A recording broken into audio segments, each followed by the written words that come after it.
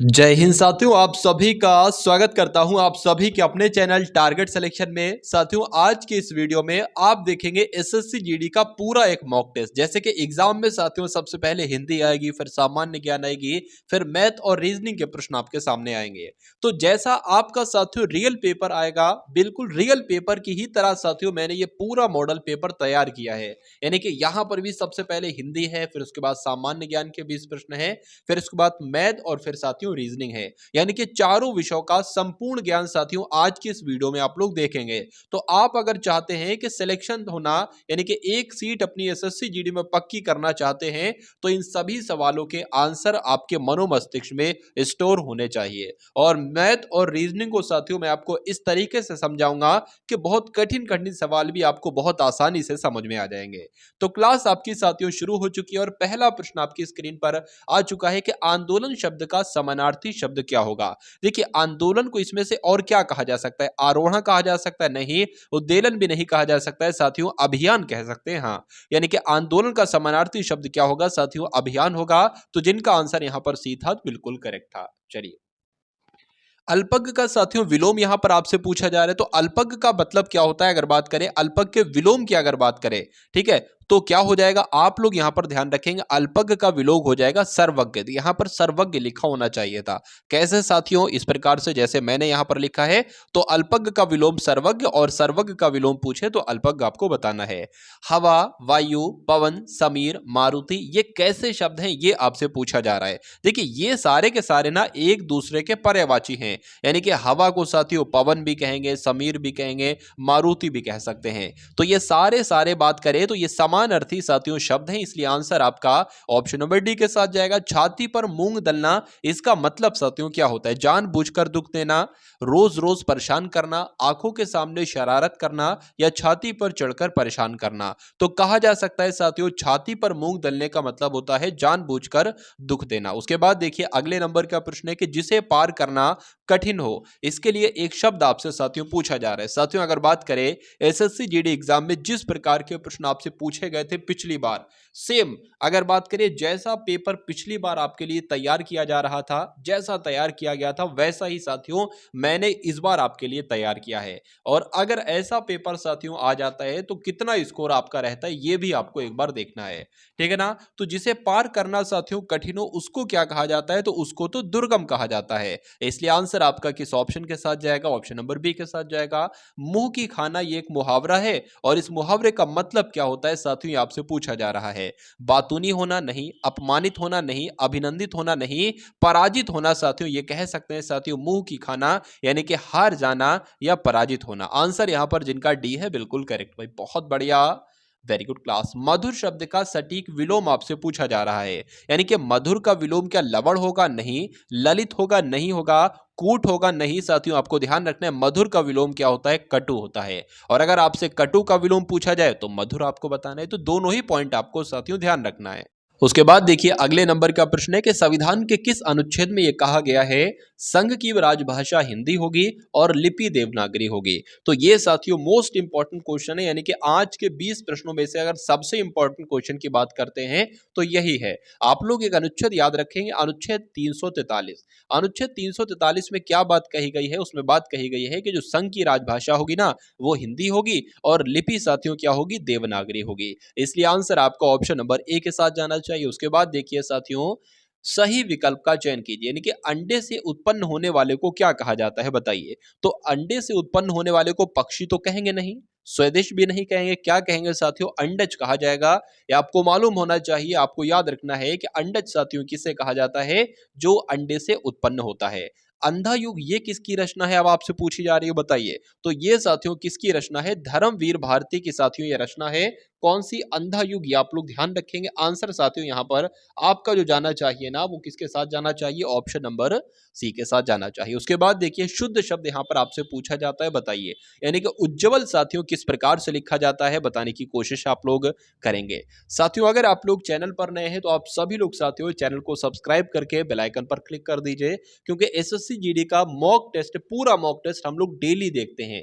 Daily एक video आती है एसएससी जीडी के लिए जिसमें 20 प्रश्न प्रश्न हिंदी के जैसे एग्जाम में होते हैं, उसके बाद सामान्य ज्ञान के 20 प्रश्न, फिर मैथ के और फिर रीजनिंग के, यानी कि एक ही वीडियो में साथियों संपूर्ण निचोड़ हम लोग देख लेते हैं। और मेरा मानना है कि एग्जाम तक साथियों जितने भी आपको फुल मॉक टेस्ट दिए जाए ना, तो अगर उनको देख लेते हो तो चारों विषय में आप इतने एक्सपर्ट हो जाओगे कि एग्जामिनर कहीं से भी कोई सा भी प्रश्न उठाकर प्रश्न पत्र में अगर रख देना, तो साथियों सारे क्वेश्चन आप हल कर ले जाओगे। यानी कि हिंदी की बात करें या मैथ की बात करें या रीजनिंग की बात करें, बहुत अच्छा आपका स्कोर करवा डालूंगा। सामान्य ज्ञान की अगर बात करें, 2-3 क्वेश्चन साथियों इधर उधर हो सकते हैं, कोई दिक्कत नहीं है। तो देखिए उज्ज्वल आप कभी भी लिखना ना, तो उज्ज्वल में 2 बातें ध्यान रखना, 2 बार जाएगा और दोनों बार आधा आधा जा आएगा। तो उज्ज्वल कैसे लिखा जाता है, जैसे आपको ऑप्शन नंबर बी में लिखा हुआ है, मूक का विलोम साथियों आपको बताना है, बताइए। तो मूक का विलोम क्या होता है साथियों, सबल, गंभीर, निर्बल, वाचाल। वाचाल होता है साथियों मूक का विलोम, वाचाल का विलोम होता है मूक और मूक का विलोम होता है वाचाल। ये 2 पॉइंट आपको ध्यान रखना है। अनुज्ञा शब्द का समानार्थी साथियों क्या होता है, बताइए। तो अनुज्ञा का समानार्थी क्या होता है, अनुमति होता है। राइट आंसर आपका जाएगा ऑप्शन नंबर डी के साथ। उसके बाद देखिए अगले नंबर का प्रश्न है कि निम्नलिखित में से पुल्लिंग शब्द साथियों कौन सा है, ये आपसे पूछा जा रहा है। शिक्षा कैसी है, तो कैसी आ गया स्त्रीलिंग हो जाएगा। मुर्गी कैसी है, कैसी आ गया स्त्रीलिंग हो जाएगा।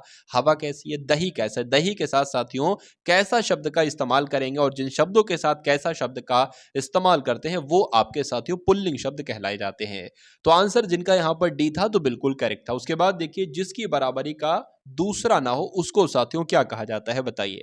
अद्वितीय, अनोखा, अभूतपूर्व या अनुपम। तो उसको क्या कहा जाता है साथियों, अद्वितीय उसको कहा जाता है। ये आप लोग ध्यान रखेंगे, आंसर आपका जाएगा ऑप्शन नंबर ए के साथ। उसके बाद देखिए व्याकरण और वर्तनी की दृष्टि से शुद्ध भाषा कहलाती है, बताइए क्या कहलाती है। देखिए व्याकरण की दृष्टि से भी शुद्ध भाषा और वर्तनी की दृष्टि से भी शुद्ध भाषा, उसको क्या कहा जाएगा साथियों, मानक भाषा कहा जाएगा। या आप लोग को मालूम होना चाहिए, आपके एग्जाम के दृष्टिकोण से बहुत इंपॉर्टेंट ये क्वेश्चन है और पूछा ही पूछा जाएगा साथियों इस बार। या वो हो सकता हो आपकी शिफ्ट में पूछ लिया जाए या आपके पड़ोसी की शिफ्ट में पूछ लिया जाए, यानी कि आपके मित्र की शिफ्ट में पूछा जा सकता है। यह जातिवाचक पुल्लिंग संज्ञा, यानी कि आपसे ये पूछा जा रहा है कि इन चारों ऑप्शन में से कौन सा पुल्लिंग संज्ञा हो, ठीक है ना, जातिवाचक भी हो और पुल्लिंग संज्ञा भी हो। तो अगर साथियों बात करें हिमालय कैसा है, पुल्लिंग है। चावल कैसा है, मोहन कैसा है, चपरासी कैसा है, ये सब साथियों पुल्लिंग है, ठीक है ना। लेकिन हिमालय साथियों जातिवाचक नहीं है, हिमालय है व्यक्तिवाचक, ठीक है ना। चावल की बात करें ये भी आपका क्या है, व्यक्तिवाचक है। मोहन की बात करें ये भी आपका व्यक्तिवाचक है। लेकिन चपरासी जो है ना साथियों, ये आपका कैसा हो जाएगा, ये आपका एक जातिवाचक हो जाएगा। इसलिए आंसर आपका जाएगा ऑप्शन नंबर ए के साथ। उसके बाद देखिए साथियों अगले नंबर का प्रश्न है कि अमृत का पर्यायवाची है, बताइए कौन है। चलिए तो अमृत का पर्यायवाची आपसे साथियों पूछा जा रहा है, तो बताने की कोशिश करेंगे। तो अमृत का पर्यायवाची इसमें से तो मधु जो शब्द है ना, ये अमृत का पर्यायवाची, इसलिए आंसर आपका ए के साथ जाएगा। काव्य में कितने रस माने जाते हैं, आपसे पूछा जा रहा है साथियों, बताने की कोशिश करेंगे आप सभी लोग, बताइए। देखिए भरत मुनि यहां पर नहीं आया है, अगर भरत मुनि आ जाता तो आप 8 बताते, लेकिन सिर्फ अगर आपसे पूछा जाए कि काव्य में कितने रस माने जाते हैं तो आपको साथियों 9 बताना है। इसलिए आंसर आपका ऑप्शन नंबर डी के साथ जाएगा। उसके बाद देखिए अगले नंबर का प्रश्न, वह स्त्री जिसके पति ने दूसरी शादी कर ली हो, उसके लिए एक शब्द साथियों अगर आप चुनेंगे तो क्या चुनेंगे इसमें से। तो उसको क्या कहा जा सकता है साथियों, अधूड़ा नहीं, उसको अधियूड़ा कहा जाता है। क्या कहा जाता है साथियों, अधियूड़ा। कहां पर लिखा हुआ है, ये तो ऑप्शन नंबर बी में लिखा हुआ है। इसलिए आंसर आपका जो जाएगा वो ऑप्शन नंबर बी के साथ जाएगा। भाई बहुत बढ़िया, वेरी गुड क्लास। चलिए उसके बाद देखिए अगले नंबर का प्रश्न आपकी स्क्रीन पर है, बताने की कोशिश करेंगे आप सभी लोग। पूछा जा रहा है कि बंगाल का विभाजन साथियों कब हुआ था। देखिए बंगाल का विभाजन कब हुआ था, नहीं, बंगाल का विभाजन कब रद्द हुआ था, ये आपसे साथियों यहां पर पूछा जा रहा है। देखिए अगर सिंपल सा आपसे पूछा जाता कि बंगाल का विभाजन कब हुआ, तो 1905 में साथियों हुआ था। पहला पॉइंट आपको ध्यान रखना है, 16 अक्टूबर 1905 को बंगाल का विभाजन हुआ था। और किसने करवाया था, किसके कार्यकाल में हुआ था, तो लॉर्ड कर्जन के कार्यकाल में हुआ था। पहली बात आपको ध्यान रखना है। लेकिन यहां पर आपसे पूछी जा रही कि बंगाल का विभाजन किस वर्ष रद्द हुआ था, तो 1911 में साथियों इसको रद्द किया गया था, बंगाल के विभाजन को।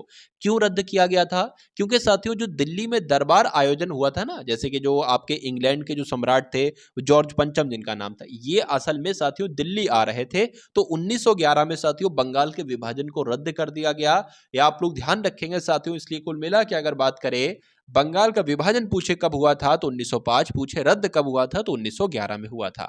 और अगर बात करें साथियों जो आपका कलकत्ता से दिल्ली राजधानी स्थानांतरित हुई थी ना, वो भी साथियों 1911 में ही हुई थी। चलिए, उसके बाद देखिए मिजोरम की साथियों राजधानी क्या है, आपसे पूछा जा रहा है। तो मिजोरम की राजधानी क्या है, आइजोल जो है ना साथियों मिजोरम की राजधानी है। अगर अरुणाचल प्रदेश की राजधानी पूछे तो ईटानगर आपको बताना है। अगर अंडमान निकोबार की राजधानी पूछे तो पोर्ट ब्लेयर आपको बताना है। नागालैंड की राजधानी पूछे तो कोहिमा आपको बताना है। और मिजोरम की राजधानी क्या है, आइजोल है। आंसर यहाँ पर जिनका ऑप्शन नंबर डी है तो बिल्कुल करेक्ट है। उसके बाद देखिए साथियों अगले नंबर का क्वेश्चन आपकी स्क्रीन पर, न्यूनतम मेमोरी साइज क्या है। देखिए गीगाबाइट की अगर बात करें तो ये आपका जीबी हो जाएगा। अगर किलोबाइट की बात करें यानी कि ये केबी हो जाएगा। मेगाबाइट की बात करें तो ये आपका एमबी हो जाएगा। आप लोग को क्या मिलता हो सकता हो 1 जीबी मिलता हो, 2 जीबी मिलता हो, ठीक है।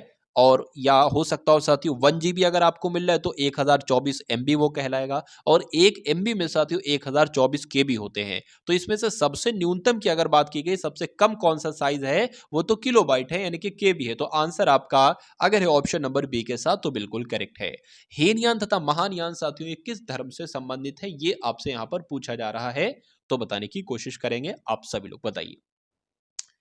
तो यहां पर अगर बात करें, ये तो साथियों बौद्ध धर्म से संबंधित, यानी कि हीनयान और महायान शाखा किसके अंतर्गत थी, बौद्ध धर्म के अंतर्गत थी। आंसर आपका डी के साथ जाएगा। उसके बाद देखिए मौलिक अधिकारों का हनन होने पर इनमें से कहां पर अपील की जा सकती है, बहुत इंपॉर्टेंट साथियों ये क्वेश्चन है। तो अगर बात करें साथियों, सर्वोच्च न्यायालय में भी की जा सकती है और हाई कोर्ट में भी की जा सकती है, यानी कि उच्च न्यायालय में भी की जा सकती है। तो आंसर आपका किस ऑप्शन के साथ जाएगा, ऑप्शन नंबर ए के साथ जाएगा। उसके बाद देखिए अगले नंबर का प्रश्न कि पालघाट दर्रा इनमें से किन दो राज्यों को जोड़ता है, बताइए। तो पालघाट दर्रे की अगर बात करें, यह साथियों केरल को और तमिलनाडु को जोड़ता है।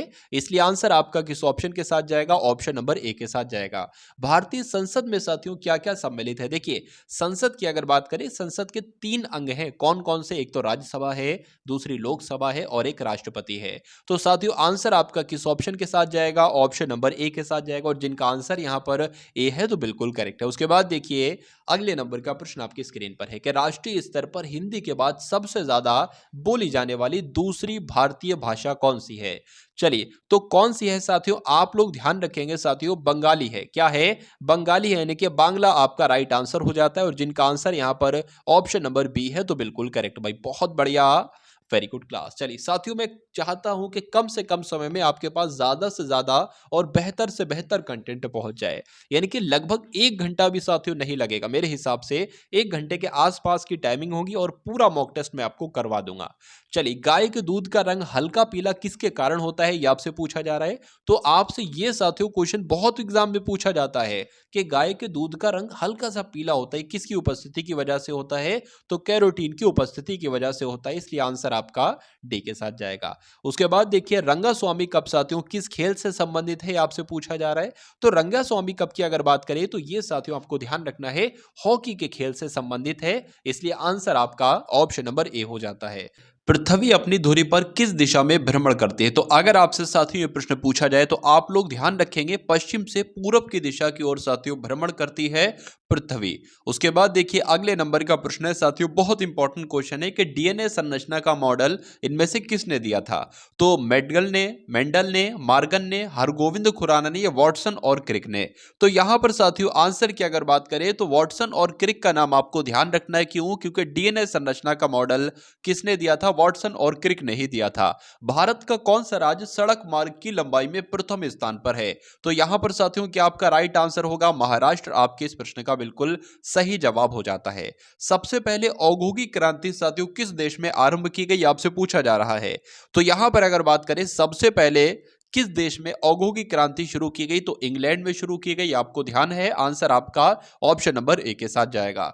निम्नलिखित में से कौन एक अदिश राशि है, देखिए एक सदिश राशि है और एक होती है अदिश राशि। इसमें आपसे यह पूछा जा रहा है कि कौन सी इसमें से अदिश राशि है। अगर बात करें साथियों त्वरण की तो ये एक सदिश राशि है। विस्थापन भी एक सदिश राशि है और वेग भी एक सदिश राशि है। लेकिन द्रव्यमान की अगर बात करें तो ये साथियों अदिश राशि है। इसलिए आंसर आपका ऑप्शन नंबर बी के साथ जाएगा। उसके बाद देखिए कि कैल्सीफेरोल साथियों किस विटामिन का रासायनिक नाम है, आपसे पूछा जा रहा है। तो अगर आपसे एग्जाम में पूछ लिया जाए कि विटामिन डी का रासायनिक नाम क्या है, तो आप क्या बताओगे साथियों, कैल्सीफेरोल है।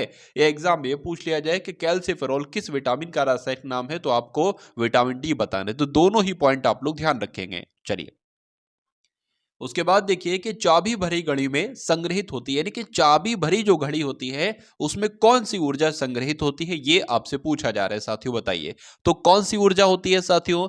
स्थितिज ऊर्जा होती है, इसलिए आंसर आपका जाएगा ऑप्शन नंबर डी के साथ। और जिनका आंसर यहां पर डी है तो बिल्कुल करेक्ट है। भारत में वित्त आयोग का प्रधान कार्य क्या होता है? यानी कि जो वित्त आयोग है उसका सबसे बड़ा साथियों कार्य क्या होता है? वित्तीय मामलों में राष्ट्रपति को सलाह देना नहीं, वार्षिक बजट तैयार करना नहीं, केंद्र और राज्यों के बीच राजस्व वितरण करना। बिल्कुल सही साथियों। इस प्रश्न के अगर राइट आंसर की बात करें तो आंसर आपका ऑप्शन नंबर सी के साथ जाएगा, यानी कि केंद्र और राज्यों के बीच राजस्व को वितरण करना साथियों, ये वित्त आयोग का एक प्रधान कार्य है। 39वें नंबर का प्रश्न देखिए कि 1916 में इनमें से कौन सा पैक्ट हुआ था, आपसे पूछा जा रहा है।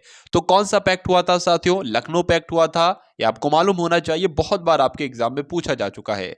उसके बाद देखिए नोकरेक जीवमंडल रिजर्व ये कहां पर स्थित है, किस राज्य में स्थित है? अरुणाचल प्रदेश में, असम में, सिक्किम में या साथियों मेघालय में? तो ये कहां पर स्थित है? आप लोग ध्यान रखेंगे मेघालय में स्थित है, इसलिए आंसर आपका ऑप्शन नंबर डी के साथ जाएगा भाई। बहुत बढ़िया, वेरी गुड क्लास। तो अभी आपने साथियों 20 प्रश्न देखे हिंदी के, 20 प्रश्न देखे सामान्य ज्ञान के। अब यहां पर साथियों रीजनिंग के प्रश्न हम लोग देखेंगे और उसके बाद जो है ना वो साथियों मैथ के क्वेश्चंस देखेंगे। तो ये क्लास साथियों आपके लिए डेली होती है। मेरा मानना है कि अगर एग्जाम तक अगर आप ये क्लास देख लेते हो तो एग्जाम आप खुद धुआं धुआं कर दोगे, यानी कि एक सिंगल क्वेश्चन भी आप नहीं छोड़ के आओगे साथियों, मैथ, रीजनिंग और हिंदी में से। और अगर आपने ऐसा कर दिया तो सिलेक्शन के चांस आपके 99.9999% हो जाएंगे, यानी कि एक तरीके से 100% आपके सिलेक्शन के चांस हो जाएंगे। चलिए तो अब देख लेते हैं साथियों इस क्वेश्चन को कि वह आरेख पहचानना है आपको जो नीचे दिए गए वर्गों के बीच संबंध का सही निरूपण करता है। देखिए इसमें अगर बात करें ना साथियों, देखिए श्वेत है, यानी कि श्वेत एक रंग है, वस्त्र है, पुष्प है। अगर बात करें मान लीजिए साथियों ये हमने क्या बना दिया, ये श्वेत रंग बना दिया। अब श्वेत रंग है ना, ये मान लीजिए श्वेत कुछ वस्त्र हो, श्वेत भी होते होंगे, कुछ काले नीले पीले भी होते होंगे। तो हमने ये मान लिया कि ये आपका क्या हो जाएगा साथियों, श्वेत हो जाएगा, ठीक है ना। और ये आपका क्या हो जाएगा, ये आपका वस्त्र हो जाएगा। तो कुछ वस्त्र जो है, इतने वस्त्र आपके श्वेत भी होंगे और बाकी ये सब अलग कलर के वस्त्र होंगे।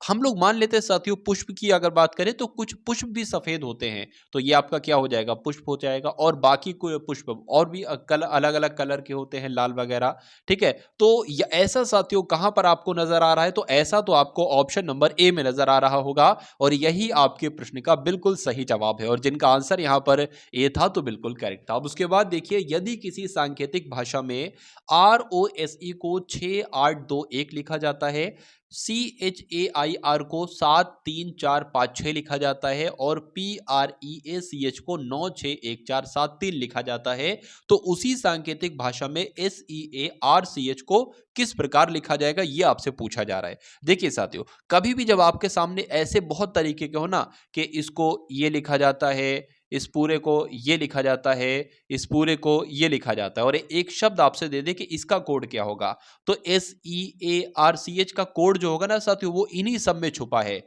अगर बात करें एस आपका ये यहां पर है तो इसका कोड क्या होगा साथियों, 2 होगा। तो एस का कोड हमने क्या लिख लिया, एस का कोड साथियों हमने 2 लिख लिया, यहीं पर हम लोग लिख लेते हैं। ई की बात करें, ई ढूंढिए, ई कहां पर, एक तो साथियों देखिए ई यहां पर है और कहीं भी ई है, बिल्कुल एक आपका यहां पर ई है, तो इसका कोड भी एक होगा और इसका कोड भी एक ही होगा, तो ई का कोड साथियों एक हो जाएगा। ए का कोड की अगर बात करें तो ए कहां पर है, देखिए साथियों जल्दी से, तो ए आपका ये मिल गया और इसका कोड 4 है, तो यहां पर हमने 4 लिख लिया। आर की अगर बात करें, ऐसे प्रश्न साथियों आपके एग्जाम में पूछे जाते हैं। आर की अगर बात करें, आर का कोड ये है 6 है, तो 6 लिख लिया। और सी की बात करें, सी का कोड क्या है साथियों, CH का कोड आपका 73 है, तो 73 आपका हो गया, यानी कि 21 46 73 कहां पर लिखा हुआ है, 21 46 73 कहां पर लिखा हुआ है साथियों, 21 46 73 तो आपका ऑप्शन नंबर डी में लिखा हुआ है और यही आपके इस प्रश्न का बिल्कुल सही जवाब हो जाता है। उसके बाद देखिए अगले नंबर का क्वेश्चन आपकी स्क्रीन पर है, आपसे यहां पर पूछा जा रहा है साथियों कि इनमें से विषम कौन सा, यानी कि सबसे अलग आप कौन सा देख पा रहे हैं। तो उसके लिए तो साथियों हमें क्या करना होगा, हमें लेटर पोजीशन साथियों यहां पर लिखना होगी। तो देख लेते साथियों, ये आपका 4 पर आएगा और जे आपका 10 पर आएगा, जी 7 पर आएगा और ई 5 पर आएगा। उसके बाद ए 1 पर, जी 7 पर, के 11 पर, डी 4 पर आएगा। उसके बाद अगर बात करें बी 2 पर, जी 7 पर, आई 9 पर आएगा और 5 आपका ई जो है वो 5 पर आएगा। ए 1 पर, जी 7 पर, एच 8 पर और बी आपका 2 पर आएगा। तो इसमें क्या बन रहा है, 4 से 10 हो गया, 10 से 7 हो गया, 7 से 5 हो गया, 1 से 7 हो गया, यहाँ पर 2 से 7 हो गया, फिर 9 हो गया। तो मतलब कुछ यहाँ पर मुझे तो ऐसा नहीं लग रहा है कि इसमें कुछ है। क्या और कोई तरीका है साथियों? देख लेते हैं। वोवेल वोवेल वाला भी हो सकता है। देखिए भाई, एक वोवेल है, उसके बाद एक वोवेल है, यहाँ पर साथियों 2 वोवेल हैं, यहाँ पर 1 वोवेल है। यानी कि इसमें इसमें और इसमें एक वोवेल है, लेकिन यहाँ पर साथियों इसमें 2 वोवेल हैं। अब 2 वोवेल हैं तो यही सबसे अलग हो जाएगा, और ये अलग हो जाएगा, और यही विषम हो जाएगा, विषम हो जाएगा, तो यही आपका आंसर हो जाएगा। और जिनका आंसर यहाँ पर ऑप्शन नंबर सी था, तो बिल्कुल करेक्ट था। उसके बाद देखिए अगले नंबर का प्रश्न आपकी स्क्रीन पर है। अगर बात करें कि निम्नलिखित विकल्पों में से उस शब्द को चुनना है आपको जो दिए गए अक्षरों का प्रयोग करके नहीं बनाया जा सकता। तो क्या पुश यानी कि PUSH यहां पर लिखा हुआ है, तो PU भी लिखा हुआ है, SH भी लिखा हुआ है, तो बनाया जा सकता है। NAME लिखा हुआ है साथियों, N कहां पर है देख लेते हैं हम लोग एक बार। N, हाँ N आपका ये हो गया, A कहां पर है? ए साथियों यहां पर नहीं है, ए यहां पर नहीं है। अब ए नहीं है तो ये वाला जो है वो नहीं बनाया जा सकता है। एक बार हम लोग ये भी देख लेते हैं कि PEST बन सकता है, नहीं बन सकता है। तो P भी है साथियों, E भी है, और S भी है, और T भी है। मिंट भी बन सकता होगा क्योंकि M भी है, और I भी है, और N भी है, और T भी है। तो आंसर की अगर बात करें, आंसर आपका जो जाएगा वो ऑप्शन नंबर बी के साथ जाएगा। उसके बाद देखिए अगले नंबर का क्वेश्चन आपकी स्क्रीन पर है। यहां पर अब आपको बताना है कि साथियों इसमें से सबसे अलग कौन सा है, सबसे विषम कौन सा है। तो 470 है, 632 है, 845 है, 720 है। क्या इनका कुछ गुणा करने पर आएगा? इनको जोड़ें तो साथियों कितना आएगा? 11 आ गया। इनको जोड़ें तो ये आपका ये कितना आ गया? 11 आ गया। इनको जोड़े तो 12 और 5 आपका क्या आ जाएगा? 17 आ जाएगा। और इनको जोड़े तो साथियों कितना आ जाएगा? 9 आ जाएगा। तो यहां पर भी कुछ मैटर नहीं बन रहा है, दो तो सेम 11 थे, एक और 11 आ जाता तो काम हमारा बन जाता। क्या गुणा करने पर साथियों कुछ आएगा? तो 4 सत्ते आपका 28 होते हैं, 6 तीन आपके 18, 18 दूना आपके 36 होते हैं। ये भी बहुत ज्यादा हो जाएगा, 14 आ जाएगा। तो यहां पर भी कुछ मामला नहीं बन रहा है साथियों। अगर बात करें, देखिए ये वाला जो है ना, ये पूरा आपका किससे कट रहा है? ये 5 से कट रहा है। ये अगर बात करें, ये भी 5 से कट रहा है, और ये भी पूरा पूरा 5 से कट रहा है। लेकिन ये पूरा पूरा साथियों 5 से नहीं कट रहा है, नहीं कट रहा है, तो यही आपका राइट आंसर हो जाएगा। ठीक है ना? मतलब आप अगर कोई भी संख्या है, जितनी भी बड़ी ले लो, मान लीजिए मैं 4 अंकों की या 5 अंकों की संख्या ले लेता हूं। अगर किसी संख्या के अंत में 0 आ जाए या 5 आ जाए तो कहा जा सकता है कि वो संख्या 5 से कट जाएगी पूरी पूरी। लेकिन अगर 0 नहीं है या 5 नहीं है तो वो संख्या नहीं कटेगी। 0 देखो तो 5 से कट जाएगी, 5 देखो तो 5 से कट जाएगी। तो यहां 0 था इसलिए 5 से कट जाता, यहां 5 था इसलिए 5 से कट जाता, यहां 0 था इसलिए 5 से कट जाता। तो आंसर आपका बी हो जाता। उसके बाद देखिए नेक्स्ट नंबर का क्वेश्चन आपकी स्क्रीन पर है, देखिए और बताइए कि क्या सही है यहां पर। चलिए, लेटर पोजीशन अगर हम लोग रखें तो U 21 पर आता है, V 22 पर आता है, और ये आपका 23 पर आता है। तो 21, 22, 23 बिल्कुल सही बैठ गया। 1 पर, 2 पर, 3 पर आता है। उसके बाद P 16 पर, R 18 पर, S आपका 19 पर आता है। तो 16, 18, 19 यहां पर कुछ लग रहा है भाई। G 7 पर, H 8 पर, और ये 9 पर आता है। यानी कि देखिए सब क्रम से हैं, ये भी क्रम से हैं, ये भी क्रम से हैं, और ये भी क्रम से हैं। लेकिन यहां पर थोड़ा सा गड़बड़ मामला है, गड़बड़ मामला है। तो यही सबसे अलग हो जाएगा, और अलग होगा तो यही आपका बिल्कुल करेक्ट आंसर हो जाएगा। चलिए, अब यहां पर भी आपको देखना है सबसे अलग कौन सा है। नींबू, अंगूर, सेब, संतरा, इसमें सबसे अलग कौन सा है साथियों? ये अगर आपका क्वेश्चन है तो आंसर आप साथियों क्या दे सकते हो? देखिए, ये नींबू और अंगूर और संतरे में साथियों रस होता है, यानी कि ये रसदार फल हैं। कैसे फल हैं साथियों? ये रसदार फल हैं सब। लेकिन सेब की अगर बात करें, सेब रसदार फल नहीं है, क्योंकि सेब में रस नहीं होता है। अब नहीं होता है तो ये सबसे अलग हो जाएगा, और अलग हो जाएगा तो यही आपका बिल्कुल करेक्ट आंसर हो जाता है। उसके बाद देखिए साथियों, 85 का संबंध है 40 से, तो 77 का संबंध किससे होगा? 49 से, 55 से, 49 से, या साथियों 16 से? बताइए। तो यहां पर अगर बात करें 85 से ये 40 कैसे बना है, या 40 से 85 कैसे बना है, ये सबसे बड़ा साथियों यहां पर सवाल पैदा हो रहा है। तो बताने की कोशिश करेंगे। देखिए, यहां पर अगर बात करें, अगर 8 की गुणा 5 से कर दिया जाए तो ये 40 बन जाएगा। 8 पंजे 40 होता है। तो उसी प्रकार 7 की गुणा अगर साथियों किससे कर दी जाए? 7 सत्ते 49 कर दिया जाए तो यहां पर 49 आ जाएगा। और साथियों अच्छी बात यह है कि 49 ऑप्शन में भी है। अब ऑप्शन में है तो यही आपका राइट आंसर होगा। उसके बाद देखिए नेक्स्ट नंबर का क्वेश्चन आपकी स्क्रीन पर है। चलिए, यहां पर लिखा हो साथियों, एक जन्मदिन पार्टी में 5 मित्र एक पंक्ति में बैठे हैं। एम बाईं ओर है, ठीक, क्या लिखा हुआ, एम बाईं ओर है ओ के और दाईं ओर है पी के, एस बैठा है दाईं ओर टी के किंतु बाईं ओर पी के। कोई दिक्कत नहीं साथियों, इस प्रकार का प्रश्न अगर आपको कठिन लगता है तो मैं इसको आज बहुत आसान तरीके से आपको ऐसे समझा दूंगा कि आप कभी ये मेथड भूलोगे नहीं। कितने फ्रेंड है, 5 फ्रेंड है ना, तो 1 2 3 4 5 आपके ये फ्रेंड हो गए, ठीक है। देखिए सबसे पहले जो जो कहता जाए वो करते जाओ साथियों।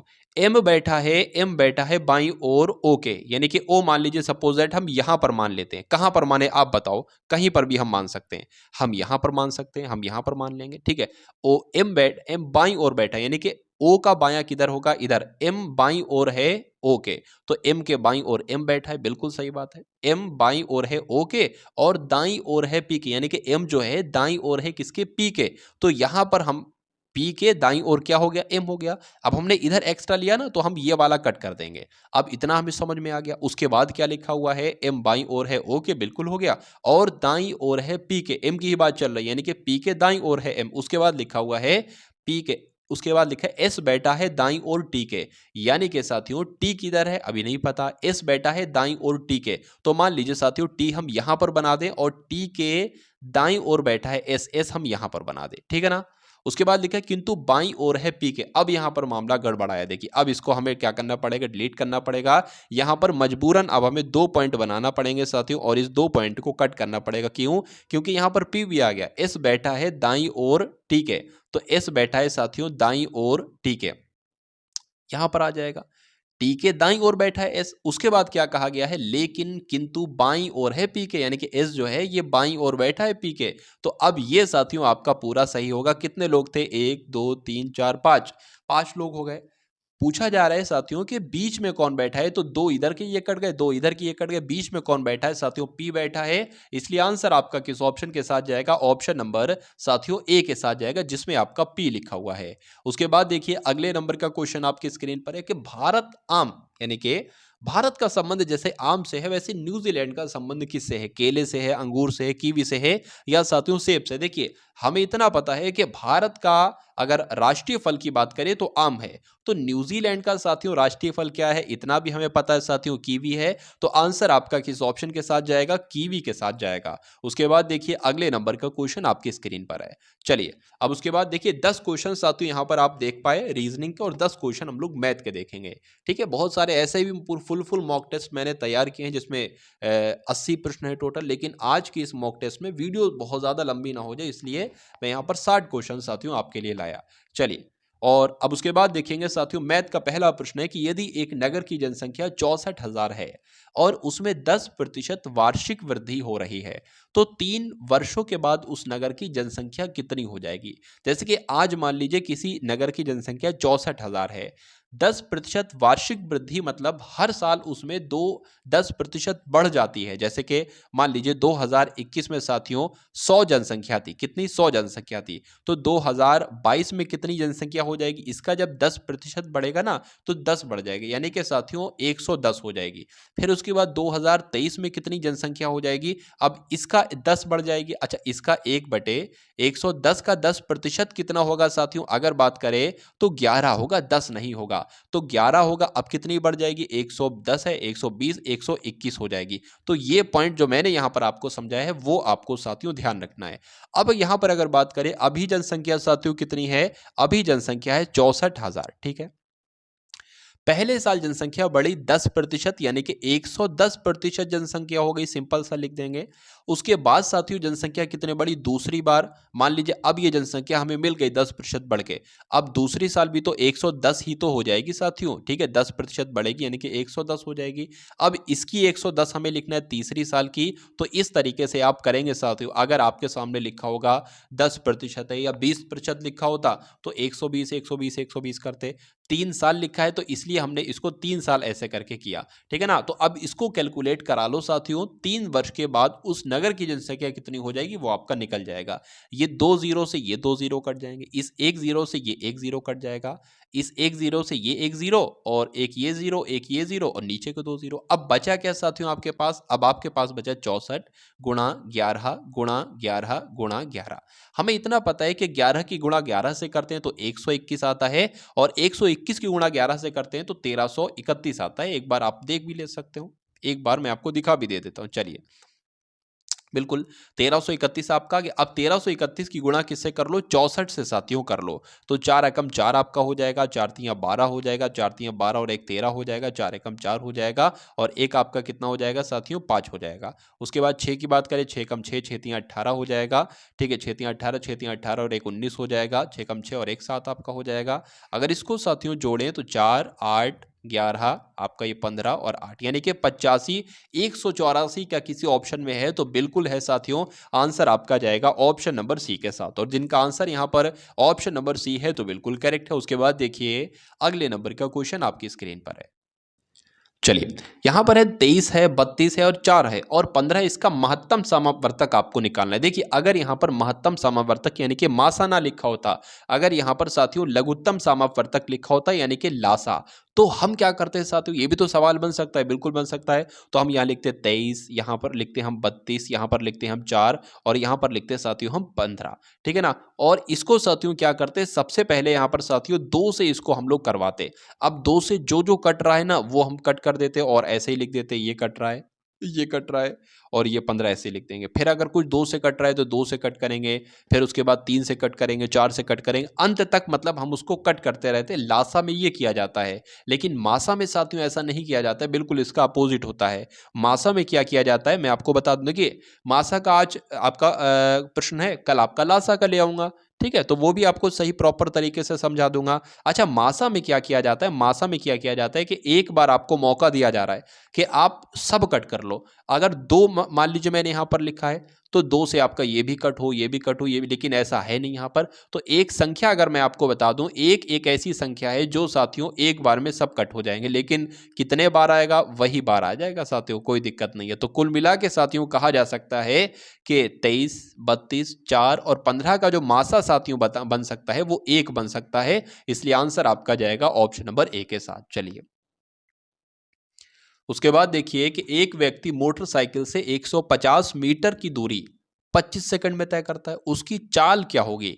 तो आपको मालूम होना चाहिए साथियों, चाल बराबर क्या होता है, चाल बराबर होता है साथियों, आपको मालूम होना चाहिए दूरी बटे समय।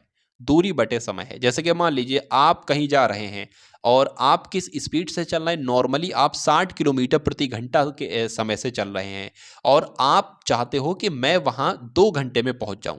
मतलब एक दूरी है, 60 किलोमीटर की दूरी है। ठीक है, ये मैंने लिखा दूरी, क्योंकि चाल हमें निकालना है और आप सोच रहे हो कि मैं भाई 2 घंटे में पहुंच जाऊं, तो आपकी चाल क्या होना चाहिए, आप देखोगे ओडोमीटर में कितनी चाल से आप जाओ। तो 2 एकम 2, यहां पर क्या आ जाएगा, 30 आ जाएगा। यानी कि आपकी चाल होना चाहिए कितने किलोमीटर प्रति घंटा, यानी कि 30 की आपकी चाल होना चाहिए, 30 किलोमीटर प्रति घंटा की आपकी चाल होना चाहिए। चलिए साथियों, अब हम लोग यहाँ पर बढ़ते हैं प्रश्न की तरफ। यहाँ पर अगर बात करें, देखिए एक व्यक्ति मोटरसाइकिल से 150 मीटर की दूरी 25 सेकंड में तय करता है, तो उसकी चाल क्या होगी।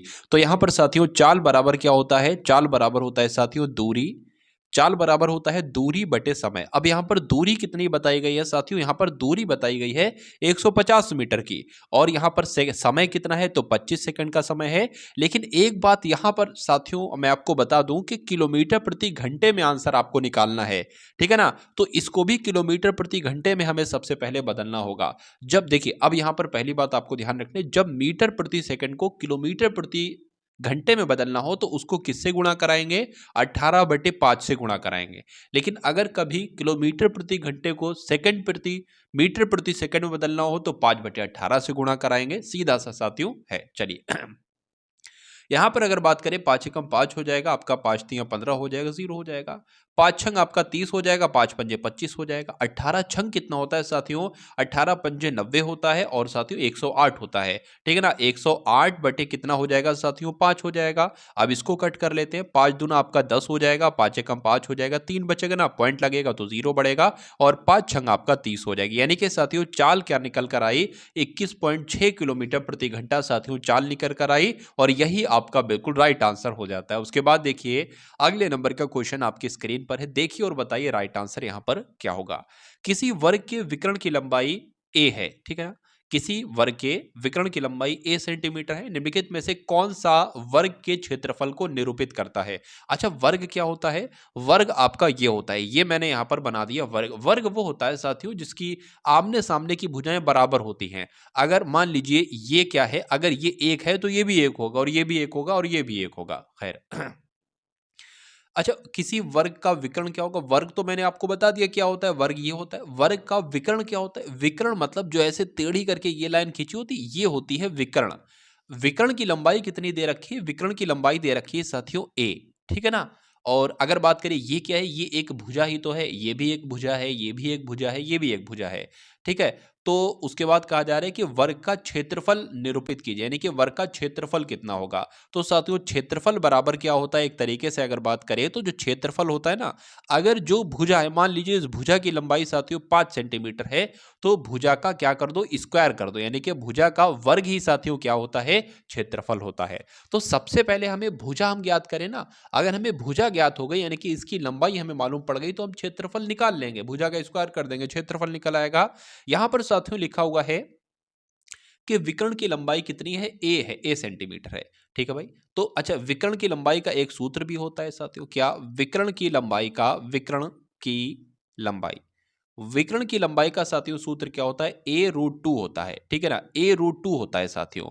तो a√2 साथियों है, ठीक है। अब यहां पर अगर बात करें, इसको थोड़ा सा चेंज करना पड़ेगा, मेरे हिसाब से ये प्रश्न में अल्फा लिखा था, ठीक है, अल्फा लिखा था। तो वर्ग का, सॉरी, विकर्ण की लंबाई, यानी कि वर्ग के विकर्ण की लंबाई का सूत्र क्या होता है, a√2 होता है।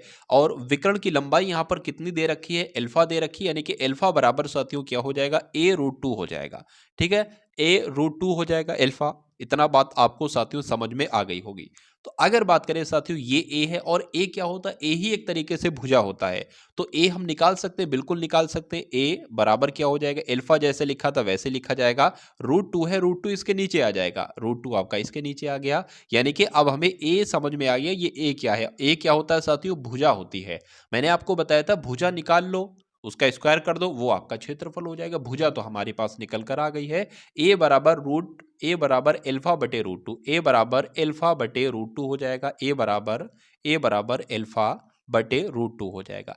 इसका मैंने कहा था, इसका स्क्वायर करा लोगे तो क्या निकल जाएगा, इसका क्षेत्रफल निकल जाएगा, तो इसका भी स्क्वायर करा लोगे साथियों, अल्फा स्क्वायर आ जाएगा, और नीचे क्या आ जाएगा, √2 गुणा √2 आ जाएगा। √2 गुणा √2 साथियों क्या आ जाता है, सिर्फ 2 लिख सकते हैं हम, √2 गुणा √2 को, और ऊपर क्या आ जाएगा, अल्फा स्क्वायर आ जाएगा। तो अब आंसर की अगर बात करें, अल्फा स्क्वायर बटे 2 जो लिखा होगा वो आपका आंसर होगा। यहाँ पर घात 4 लगी इसलिए नहीं होगा, ये भी नहीं होगा, इसमें कोई पावर नहीं लगी है। यहाँ पर साथियों आपका आंसर जाएगा ए स्क्वायर, या अल्फा स्क्वायर कह सकते हैं, अल्फा स्क्वायर बटे √2। तो आंसर आपका किस ऑप्शन के साथ जाएगा, ऑप्शन नंबर सी के साथ जाएगा। उसके बाद देखिए अगले नंबर का प्रश्न आपकी स्क्रीन पर है, देखिए और बताइए कि क्या राइट आंसर यहाँ पर साथियों आपका हो सकता है, बन सकता है। चलिए, एक घनाभ की लंबाई, चौड़ाई व ऊंचाई 12 सेंटीमीटर, 4 मीटर तथा 3 मीटर है। मतलब एक घनाभ की लंबाई 12 मीटर है, उसकी चौड़ाई 4 मीटर है, और उसकी ऊंचाई 3 मीटर है। उस अधिक से अधिक लंबे बांस की लंबाई ज्ञात करें जो उसमें रखा जा सकता है। सपोज दैट, मान लीजिए साथियों, घनाभ आपका ये हो गया एक घनाभ।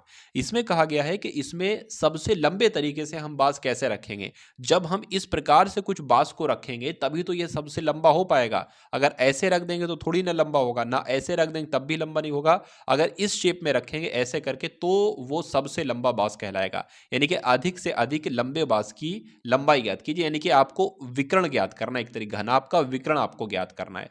तो उसमें जो उसमें रखा जा सके, तो आपको क्या ज्ञात करना है, घनाभ का विकर्ण ज्ञात करना है। एक तरीके से इन्होंने थोड़ा सा लैंग्वेज को चेंज कर दिया कि बच्चा कंफ्यूज हो जाए।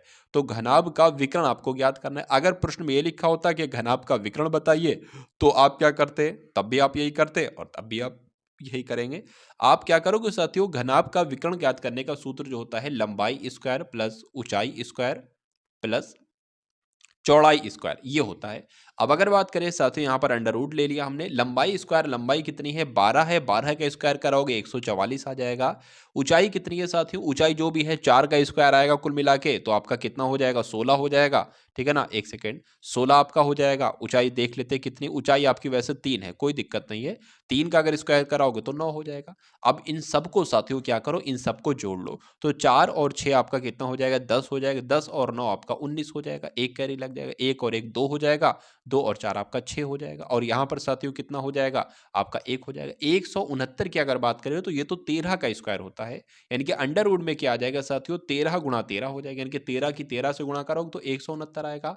अब अगर बात करें साथियों, ये अंडर रूट हट जाएगा, यानी कि 2 की जगह 1 13 यहाँ पर निकल आएगा। तो क्या अगर बात करें साथियों कि उस अधिक से अधिक लंबे बांस की लंबाई कितनी होगी साथियों, 13 होगी। ये आपको 13 मीटर होगी। इसलिए आंसर अभी आपका साथियों जाएगा ऑप्शन नंबर बी के साथ। बहुत बढ़िया, वेरी गुड क्लास। चलिए अब उसके बाद देखिए अगले नंबर का प्रश्न आपकी स्क्रीन पर है। देखिए और बताइए क्या राइट आंसर हो सकता है।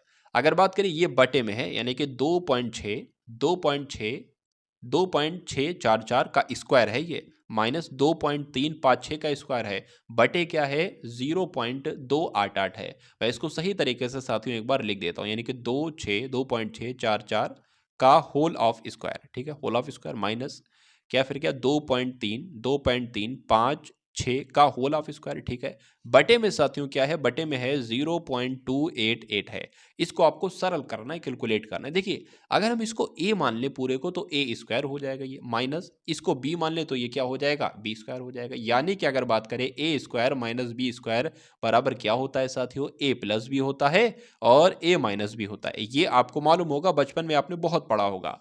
तो इसको a मान लिया, इसको b मान लिया। अब जैसे ये है ना, जैसे ये लिखा हो ऐसे इसको खोल लो, यानी कि a plus B a minus B. तो a ये है, a प्लस बी हमें लिखना है, a ये है, a क्या हो जाएगा आपका, ये हो जाएगा, प्लस आ जाएगा और आपका ये हो जाएगा, ठीक है ना, 2.356, यानी कि a प्लस बी तो हम लिख चुके हैं। अब हमें लिखना है a माइनस बी। देखिए बहुत आसान बन जाएगा ये आपके लिए। a माइनस बी कैसे लिखेंगे, इस प्रकार से लिखेंगे, माइनस लगा देंगे। b कैसे लिखेंगे, b आपका इस प्रकार से लिख देंगे, ठीक है ना। और बटे में जैसा है तो बटे में हम वैसा ही रखेंगे। क्या था साथियों, 0.288 था, ठीक है ना। चलिए अब अगर बात करें साथियों, थोड़ा सा हम इसको हटा देते हैं, ठीक है, इसको हटा देते हैं। अब अगला स्टेप हम यहाँ से लिखेंगे। अगर बात करें इसको जब हम साथियों जोड़ेंगे तो क्या आएगा, एक बार जोड़ लेंगे साथियों। 4 और 6 आपका कितना आ जाएगा साथियों, 10 आ जाएगा। 10 का 0 लग जाएगा, 1 कैरी का हो जाएगा। 5 और 1 6 हो जाएगा। 4 आपका फिर 10 हो जाएगा, 0 लग जाएगा, फिर आपका 1 लग जाएगा। 3 और 4 आपका हो जाएगा, 4 और 0 आपका कितना, 4 और 6 आपका फिर 10 हो जाएगा, यानी कि पॉइंट करके साथियों फिर यहाँ पर आ जाएगा। तो 2 और 1 3 और 2 5, ठीक है, तो यानी कि 5 आ जाएगा कुल मिला के। ये 0 0 हटाओ, पॉइंट आ गया ना, 5 आ जाएगा, यानी कि 5। और उसके बाद साथियों इसको अगर घटाएंगे तो कितना आ जाएगा, इसको अगर घटाएंगे साथियों, ये 2 में से 2 जाएगा वो तो शायद 0 ही आएगा। 4 में से 6 अगर जाएगा तो कितना आएगा, देख लेते हैं हम लोग। 4 में से 6 यानी कि 14 में से 6 जाएगा साथियों तो 8 आ जाएगा, ठीक है। उसके बाद यहाँ पर 3 हो गया है, 3 में से 5 जा नहीं सकता तो 13 में से 5 जाएगा। 13 में से 5 जाएगा तो कितना बचेगा साथियों, 13 में से 5 जाएगा तो 8 बचेगा। 8 बचेगा। अब ये हो जाएगा 5 5 में से 3 जाएगा साथियों, कितना बचेगा, 2 बचेगा। और पॉइंट यानी कि 2 में से 2 जाएगा तो 0 ही बचेगा। तो अब 2.88 आ जाए। अच्छा नीचे क्या था, नीचे आपका 0.288 था, तो 0.288 था। अब यहाँ पर एक चीज़ देखिए, नीचे भी 2.88, ऊपर भी 0.288, मतलब नीचे भी 0.288 और ऊपर भी 0.288। इससे ये कैंसिल हो गया, बचा गया साथियों सिर्फ 5 ही तो बचा। और 5 बचा तो यही तो साथियों आपका राइट आंसर होगा। तो आंसर आपका अगर है ऑप्शन नंबर बी के साथ तो बिल्कुल करेक्ट है। चलिए चलिए तो एक धनराशि 4% वार्षिक चक्रवृद्धि ब्याज दर पर 2 वर्षों में 1352 रुपए हो जाती है, तद अनुसार वह धनराशि क्या होगी। देखिए यहाँ पर साथियों आपके सामने क्या क्या दे रखा है। एक तो दर दे रखी है, यहाँ पर बहुत आसान तरीके से मैं आपको बताऊंगा। एक तो यहाँ पर साथियों दर दे रखी है, यानी कि रेट दे रखी है 4%, ठीक है। उसके बाद साथियों समय दे रखा है, कितना का समय आपका 2 वर्ष का दे रखा है, ठीक है। उसके बाद साथियों आपका अगर बात करें 1350 हो जाती है, यानी कि ये ए ही तो कहलाएगी साथियों, 1352। और आपसे पूछा क्या जा रहा है साथियों, एक तरीके से मूलधन, यानी कि आपसे पी पूछा जा रहा है। तो एक सूत्र साथियों आपने बचपन में पढ़ा होगा, ए बराबर पी 1+r/100 की पावर टी, ठीक है ना। अब यहां पर ए भी दिया हुआ है, टी भी दिया हुआ है, आर भी दिया हुआ है, पी आपसे पूछा जा रहा है तो पी हम लोग बता देंगे। ए की वैल्यू क्या है, 1352 है, लिख देंगे, बराबर आपका पी लिख देंगे। 1+r की वैल्यू क्या है, आर 4% है, और बटे में साथियों आपका 100 आ जाएगा। और टी कितना, यानी कि समय कितना, 2 वर्ष का है। इसको इससे कट करोगे साथियों तो कितना आ जाएगा, 25 आ जाएगा। 25 एकम 25, 25 और एक आपका एक इधर भी तो रहेगा, 25 एकम 25, 25 और एक 26, 26 बटे 25 यहाँ पर आ जाएगा।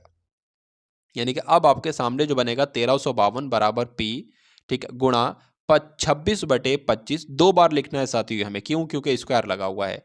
26/25 और फिर से साथियों क्या आ जाएगा, 26/25 आ जाएगा यहाँ पर।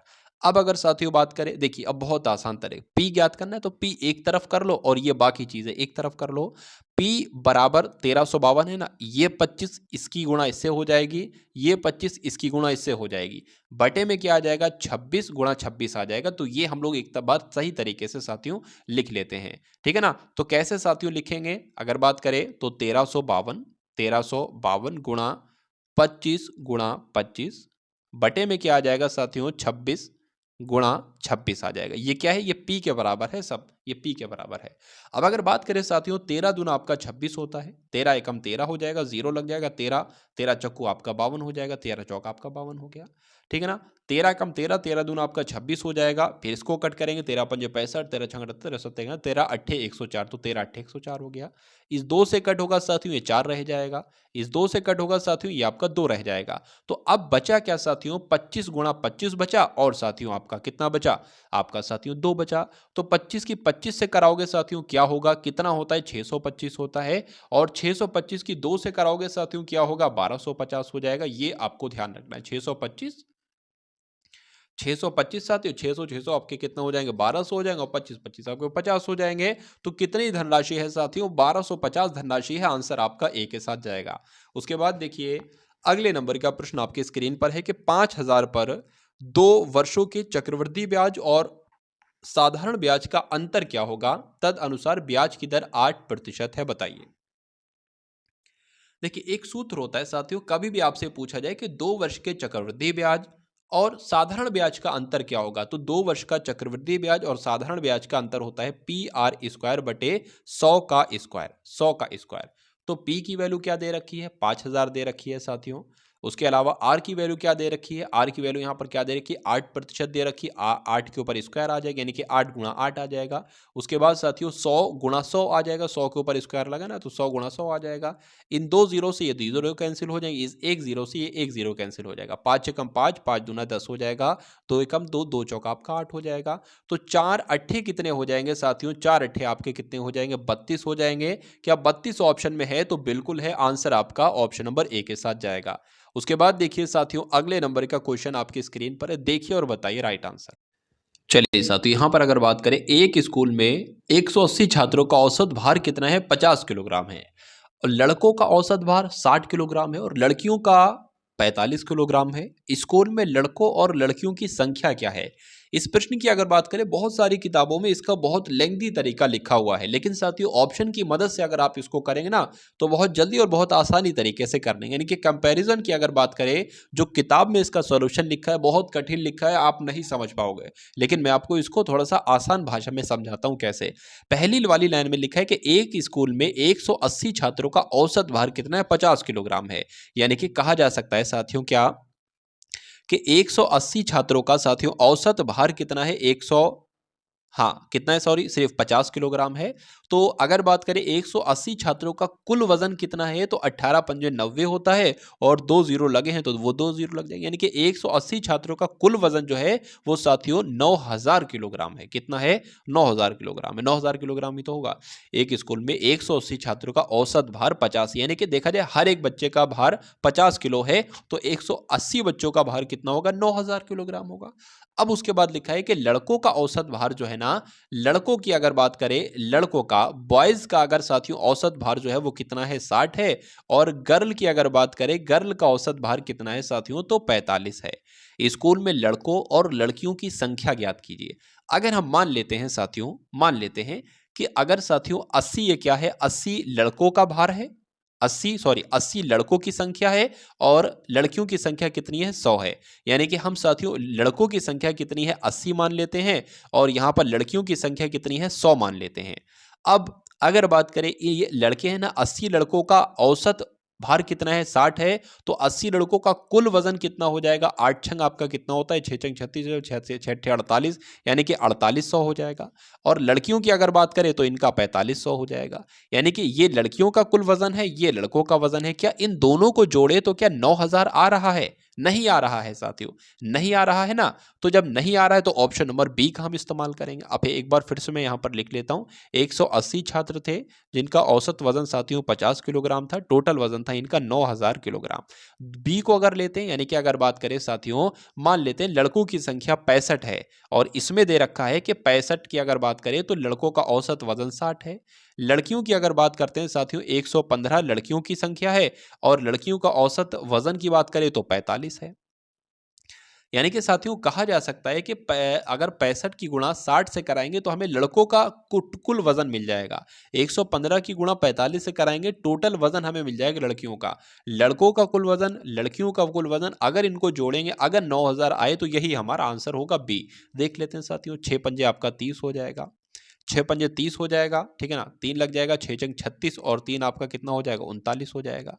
उसके बाद अगर बात करें 115 और 45 की, आप इधर को करा लो, 115 और 45 की गुणा इधर करा लो। 5 पंजे 25 आपका हो जाएगा, 7 आपका आ जाएगा, 5 आपका आ जाएगा। अगर बात करें साथियों 4 पंजे आपका 20 हो जाएगा, ठीक है, 4 कम 6 हो जाएगा, 4 एकम 4 हो जाएगा, 5 आ गया, 7 आ गया, 11, 5 यानी कि इतना आपका आ जाएगा। कितना आ जाएगा साथियों, 5175 आ जाएगा। अब क्या 5175 और 5175 और 3900 आपका कुछ गड़बड़ साथियों यहाँ पर हो रही है क्या? नहीं, कोई गड़बड़ नहीं। तो उसके बाद अगर बात करें इनको जोड़ो और इनको जोड़ो साथियों, यानी कि किसको किसको, इनको और इनको जोड़ो तो 9000 नहीं आएगा। अब ऑप्शन नंबर सी वाले को एकदम से साथियों चेक कर लीजिए, ठीक है। अगर बात करें साथियों 180 छात्रों का, 180 छात्र हैं और 50 किलोग्राम एक का है, तो कितना होगा साथियों, टोटल 9000 किलोग्राम होगा। अब अगर हम मान लेते हैं साथियों कितने छात्र हैं, 60 छात्र हैं जिनका औसत वजन कितना है, 60 है, यानी कि कितना आ जाएगा, 3600 आ जाएगा। और लड़कियां कितनी है साथियों, लड़कियां आपकी 120 हैं जिनका औसत वजन कितना है, 45 है। तो ये तो 36 आ गया, इसको देख लेते हैं, 45 और 12 की गुणा कर लेते हैं एक बार साथियों। 45 गुना आपका 90 हो जाएगा, 45 कम 45 हो जाएगा, ये आपका साथियों 540 हो जाएगा, यानी कि 5400 आपका यहाँ पर हो जाएगा। तो इसको जोड़ो क्या साथियों, 9000 आएगा। देख लेते हैं साथियों, 36 और 54 को एक बार जोड़ लेते हैं, 0 आ गया। हाँ, ये आपका साथियों कितना आ जाएगा, 9000 यहाँ पर जो है वो पूरा पूरा 9000 यहाँ पर साथियों जोड़ने पर आ रहा है। तो आंसर आपका किस ऑप्शन के साथ जाएगा, ऑप्शन नंबर सी के साथ आपका बिल्कुल करेक्ट आंसर हो जाता है। चलिए, अब उसके बाद देखेंगे साथियों, नेक्स्ट नंबर का क्वेश्चन है कि ए एक कार को 20 दिनों में कर सकता है जबकि बी वही कार 12 दिनों में करता है। क्या लिखा हुआ साथियों, जो जो लिखा है वो सबसे पहले उतार लीजिए। ए एक कार को 20 दिनों में कर सकता है, बी की अगर बात करें, बी उसी काम को 12 दिनों में कर सकता है। बी ने वह कार केवल 9 दिनों तक किया, उसके बाद छोड़ दिया वो काम। फिर जो बाकी का काम है, वो शेष काम जो बाकी बचा हुआ है, वो ए काम कितने दिनों में पूरा कर पाएगा। तो सबसे पहले साथियों क्या करेंगे सबसे पहले एक ऐसा नंबर लेंगे जो 20 के पहाड़े में आएगा और 12 के पहाड़े में आएगा, वो 60 नंबर है। 20 तियां आपके 60 हो जाएंगे, 12 पंजे आपके 60 हो जाएंगे, यानी कि ये टोटल काम क्या है, ये 60 जो है ना साथियों, ये 60, ये क्या है, ये टोटल काम है। टोटल वर्क जो किया गया है वो 60 किया गया है। और ए एक दिन में कितना काम करता है, 3 करता है। और साथियों बी एक दिन में कितना काम करता है, 5 काम करता है।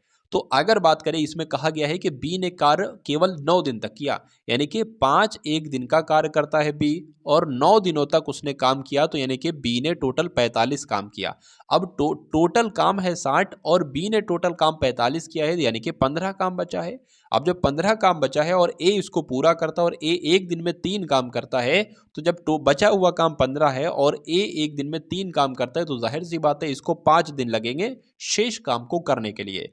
तो आंसर आपका किस ऑप्शन के साथ जाएगा, ऑप्शन नंबर ए के साथ जाएगा, यानी कि 5 दिन का समय साथियों उसको लगेगा। तो जिनका आंसर यहां पर साथियों ऑप्शन नंबर ए है, तो बिल्कुल करेक्ट हो जाता है। तो ये आपने देखे साथियों 20 प्रश्न हिंदी के, 20 प्रश्न सामान्य ज्ञान के, 10 प्रश्न आपने मैथ के, 10 प्रश्न रीजनिंग के। तो ये क्लास आपको साथियों कैसी लगी, मैंने पूरी कोशिश की साथियों कि आपको सबसे बेस्ट कंटेंट दिया जाए, जो आपके एग्जाम में आपसे क्वेश्चंस पूछे जा सकते हैं वो आपको दिया जाए। और ये आपको साथियों एग्जाम तक अगर आपका ये ऐसा चलता है तो सिलेक्शन एक आपका 101% बहुत आराम से हो जाएगा। तो इस वीडियो को लाइक कीजिएगा, वीडियो को शेयर कीजिएगा। मिलते हैं हम सभी लोग आने वाली वीडियो में। जय हिंद साथियों।